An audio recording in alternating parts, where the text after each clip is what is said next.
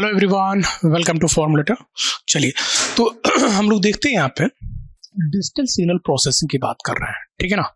Digital signal processing electronics branch के लिए।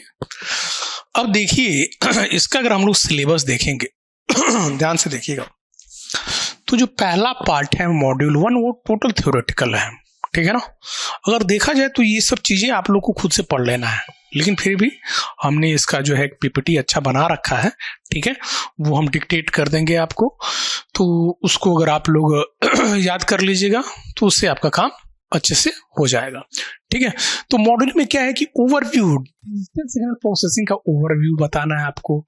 फिर बेसिक एलिमेंट्स क्या है डीएसपी के, advantage of DSP over analogue, classification of signals, concept of frequency in continuous time and discrete time, ठीक है ना।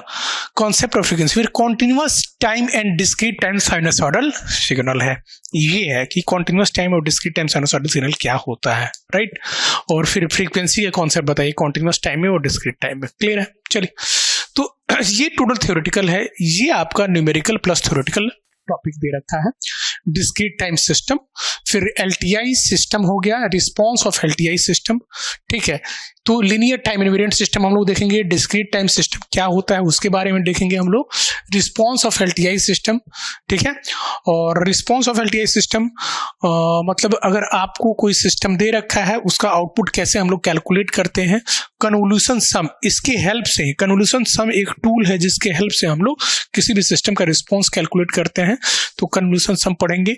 Description of discrete time system by difference equation, difference equation के हेल्प से हम लोग डिस्क्रिप्शन देखेंगे किसका, डिस्क्रीट टाइम सिस्टम का। फिर उसके बाद से क्या है, and complete solution of difference equation, implementation of discrete time system और correlation of discrete time system, मतलब डिस्क्रीट टाइम सिस्टम का इंप्लीमेंटेशन कैसे होता है और कोरिलेशन क्या होता है वो हम आपको बताएंगे। तो कोरिलेशन जो है कैसे हम लोग रिलेट करेंगे, राइट, वो सारी चीजें हैं। कोरिलेशन और कन्वोल्यूशन ये मिलता जुलता है, ठीक है। कहाँ पे कैसे रिलेट करेंगे वो हम आपको, अगर कन्वोल्यूशन अगर आपको आता है तो कोरिलेशन भी आप इजीली कैलकुलेट कर सकते हैं, तो ये पूछा जाता है। तो ये थ्योरेटिकल हो गया और ये आपका थ्योरेटिकल प्लस न्यूमेरिकल टॉपिक हो गया, राइट। बहुत इजी अगर देखेंगे तो सिलेबस है।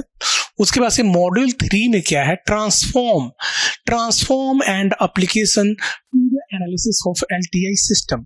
जो एलटीआई सिस्टम है उसके ट्रांसफॉर्म और एप्लीकेशन की बात हो रही है, ठीक है। तो जो भी उसके ट्रांसफॉर्म है, जैसे फोरियर ट्रांसफॉर्म है, लैप्लास ट्रांसफॉर्म है, राइट, वो और उसके एप्लीकेशन को हम लोग इसमें देखेंगे। फिर क्या है, डिस्क्रीट टाइम फोरियर ट्रांसफॉर्म और उसका प्रॉपर्टीज देखना है। फिर क्या है बेटा, frequency domain representation, LTI system है उसका फ्रीक्वेंसी डोमेन रिप्रेजेंटेशन आपसे बोला जा रहा है, तो इसको हम लोग इसमें हम लोग फोरियर ट्रांसफॉर्म पढ़ लेंगे। इसमें हम लोग डिस्क्रीट टाइम फोरियर ट्रांसफॉर्म पढ़ लिए। फिर सैम्पलिंग एंड रिकंस्ट्रक्शन, अगर कोई कॉन्टिन्यूअस, कोई डिस्क्रीट टाइम सिग्नल दे रखा, कोई कॉन्टिन्यूअस टाइम सिग्नल दे रखा है उसको डिस्क्रीट में कन्वर्ट करना है, तो हम लोग यूज करते हैं, या कह लीजिए एनालॉग को डिजिटल में कन्वर्ट करना है तो यूज करते हैं सैम्पलिंग प्रोसेस।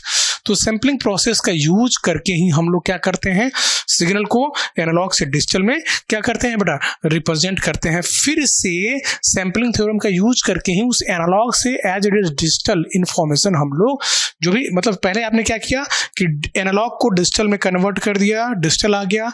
अब डिजिटल को सैम्पलिंग थ्योरम का यूज करके ही डिजिटल से एनालॉग इंफॉर्मेशन या एनालॉग में रिकंस्ट्रक्ट कर लेते हैं, वही दे रखा है sampling and reconstruction of analogue signal.